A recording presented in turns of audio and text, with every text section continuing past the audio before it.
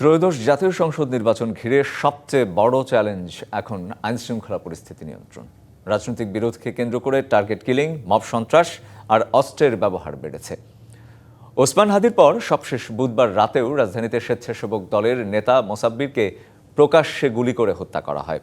এমন নাজুক পরিস্থিতিকে চরম উদ্বেগজনক বলছেন বিশ্লেষকরা। পরিস্থিতি আরও ভয়াবহ হতে পারে বলেও শঙ্কা তাদের। এ অবস্থায় পুলিশ সদর দপ্তর বলছে সহিংসতা রোধে বাড়ানো হয়েছে গোয়েন্দা নজরদারি। এ বিষয়ে আরও জানাতে বার্তা কক্ষ থেকে আমাদের সাথে যুক্ত হচ্ছেন সহকর্মী রাকিব হোসেন।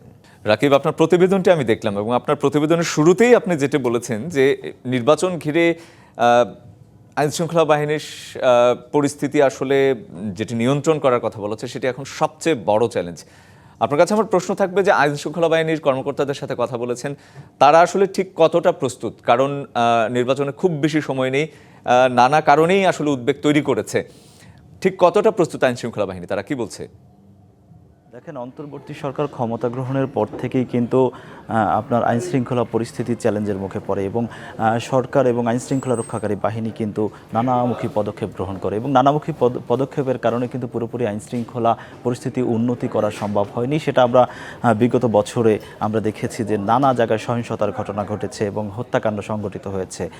পরিসংখ্যান অনুযায়ী প্রায় গত এক বছরে আমরা দেখেছি প্রায় 250-রও বেশি মানুষ গুলিবিদ্ধ হয়েছে, সবগুলো রাজনৈতিক বিরোধকে কেন্দ্র করে।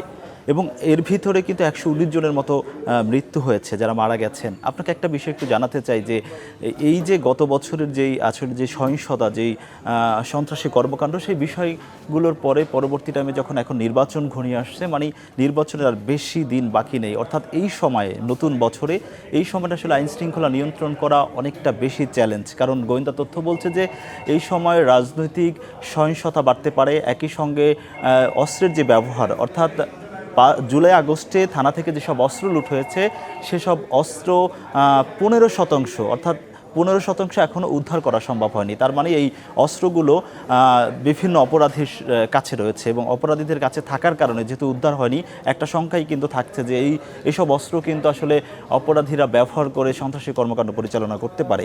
আরেকটা বিষয়, রাজনৈতিক যখন নির্বাচন আসে, নির্বাচনকে কেন্দ্র করে প্রায় সময় যখন সহিংসতার আশঙ্কা কিন্তু পুলিশ সদর দপ্তরও করেছে। পুলিশ সদর দপ্তরের সঙ্গে আমরা কথা বলেছি, তারা আমাদের জানিয়েছে এবং আইনশৃঙ্খলা রক্ষাকারী বাহিনীর ঊর্ধ্বতন যেসব কর্মকর্তা রয়েছে, আমরা কয়েকজনের সঙ্গে কথা বলেছি, বিশেষ করে আমি, তারা আমাদের যেটা জানিয়েছেন যে আসলে নতুন এবং ফিরে আসা গ্রাহকদের জন্য নগদে চলছে ক্যাশব্যাক সহ প্রতিদিন হাজারো উপহার জেতার সুযোগ। হবে আশা আর ফেরা সারপ্রাইজ সেরা।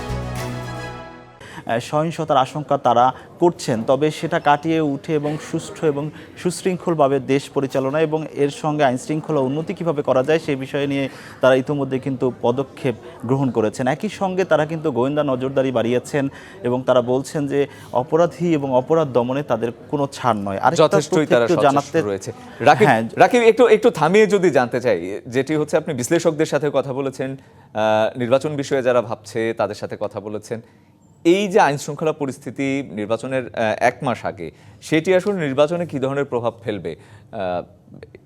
তারা আসলে কি মনে করছেন যে নির্বাচনের বিষয়ে বা নির্বাচনে আসলে এর আসলে কি প্রভাব থাকবে, সেটি যদি একটু শুনি আপনার কাছে।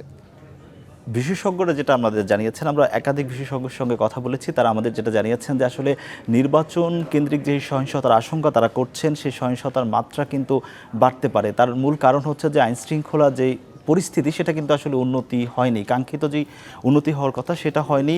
তো যেই টালমাটাল অবস্থার ভিতরে আসলে আইনশৃঙ্খলা পরিস্থিতি রয়েছে, আপনাকে যদি একটু বলি তাহলে গতকালকে অর্থাৎ বুধবার কিন্তু সন্ধ্যার পর রাজধানীতে খোদ কিন্তু প্রকাশ্য গুলি করে একজন রাজনৈতিক নেতাকে আসলে হত্যা করা হয়েছে।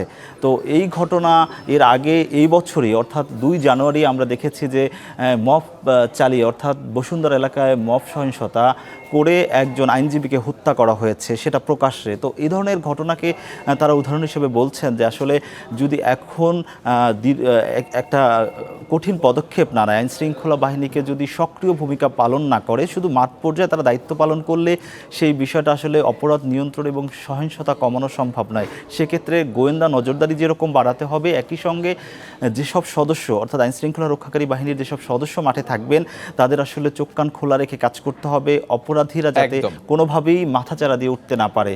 আর সেটা যদি সামাল দিতে কোনোভাবে আইন শৃঙ্খলা রক্ষাকারী বাহিনী ব্যর্থ হয়, তাহলে সহিংসতা এবং পরিস্থিতি ভয়াবহ হওয়ার আশঙ্কা কিন্তু তারা করছেন। একদম পরিষ্কার। রাকিব, আপনাকে ধন্যবাদ আমাদের সাথে যুক্ত হওয়ার জন্য।